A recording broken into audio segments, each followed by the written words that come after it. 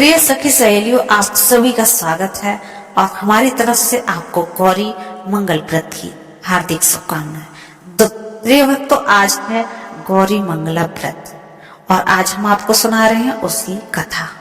गौरी मंगला व्रत दोस्तों सावन के सोमवार के बाद जो भी मंगलवार आता है, मतलब वहाँ हम भगवान जो शंकर की पूजा करते हैं सावन में सोमवार के दिन, वहीं दूसरे दिन मंगलवार के दिन हम पार्वती जी की पूजा करते हैं और सुनते हैं ये कथा।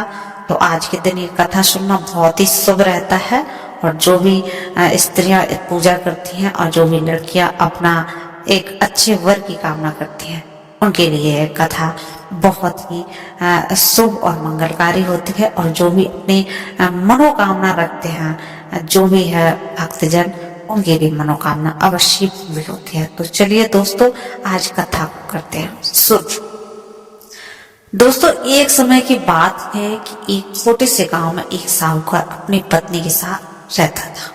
साहूकार धनवान था और उसके घर में किसी भी प्रकार की कोई कमी नहीं थी। फिर भी वह अपनी पत्नी थी, उसके संतान नहीं थे, इस कारण से बड़ा दुखी रहता था। संतान की कमी उसे हमेशा कचोटती रहती थी। एक दिन की बात है, उस साहूकार के घर में साधु जी आए। साहूकार ने उनका आदर सत्कार और सम्मान किया और अपनी समस्या के बारे में बताया। साधु ने साहूकार की पत्नी को सावन में मंगलवार को किए जाने वाले मंगला गौरी व्रत करने की सलाह दी।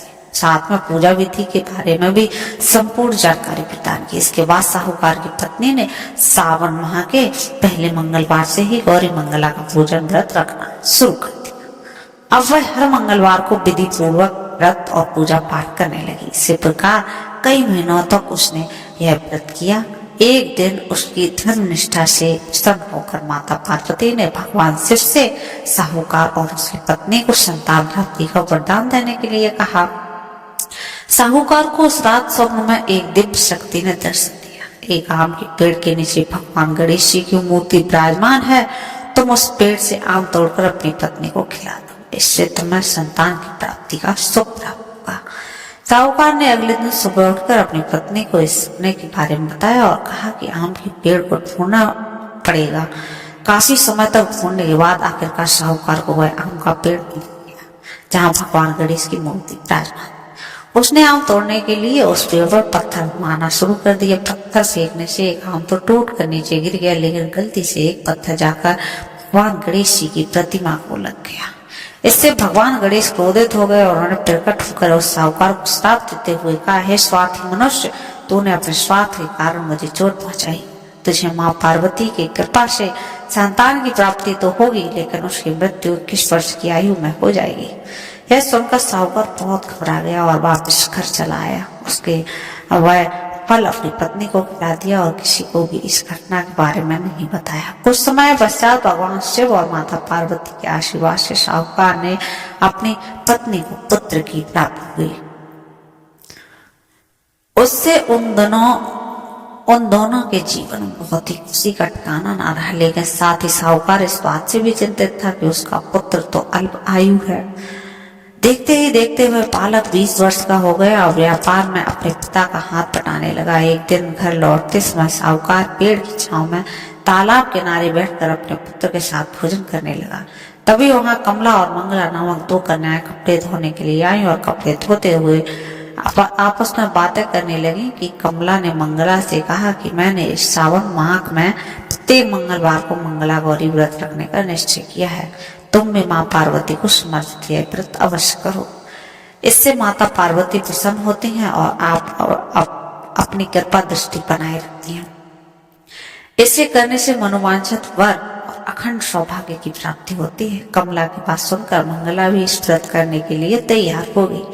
दूसरी ओर साहूकार ने दोनों कन्याओं के बीच यह पूरा संवाद सुन लिया और उसने अपने मन में यह सोचा कि यह कन्या मंगला गौरी व्रत को करती है, इससे इसे अखंड सौभाग्य प्राप्ति हो गई है। मेरे पुत्र के लिए एक योग्य वधू साबित हो सकती है। ऐसा सोचकर वह उन दोनों के लिए विवाह का प्रस्ताव कन्या के पिता के पास लेकर गया। साहूकार के गांव में प्रतिष्ठा और मान सम्मान होने के कारण कमला के पिता अपनी पुत्री का विवाह साहूकार के लड़के से करवा देता है।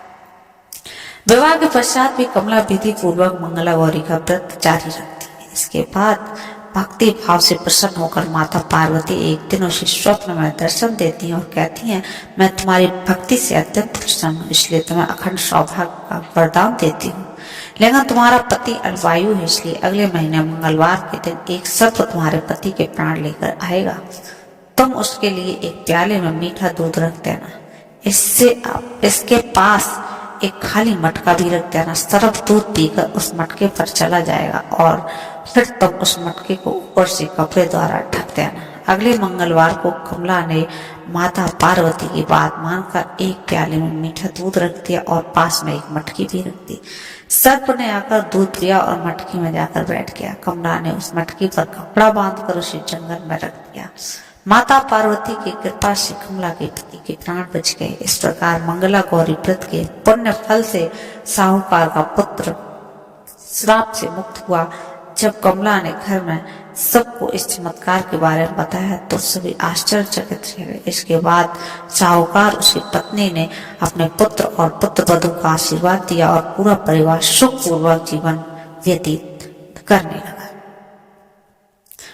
दोस्तों, ये थी आज की कथा। कैसी लगी आपको? और आप भी अगर इस व्रत को करते हैं तो आपकी भी अवश्य ये मनोकामना पूरी होती है। दोस्तों, अगर आप जानना चाहते हैं मंगला गौरी का व्रत कौन कौन सी तारीख है और क्या है पूजा विधि, तो अगली वीडियो में अवश्य आपको मिल जाएगी हमारी एंड वीडियो के।